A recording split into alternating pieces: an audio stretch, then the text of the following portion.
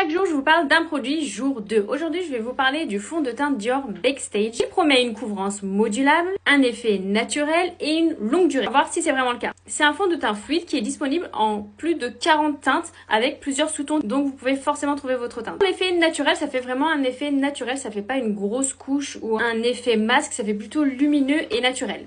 Pour la couvrance, c'est une couvrance légère à modérée. Si vous mettez une seule couche, ça fait plutôt léger, fond de teint naturel. Si vous mettez une deuxième couche, ça fait un peu plus, mais c'est pas du tout un fond de teint très couvrant. Donc si vous cherchez quelque chose de vraiment couvrant, c'est pas sur ça que vous devez partir. Mais si vous cherchez quelque chose de naturel à utiliser tous les jours, ce fond de teint, c'est fait pour vous. Moi, je recherchais quelque chose à mettre tous les jours. Je travaille en pharmacie.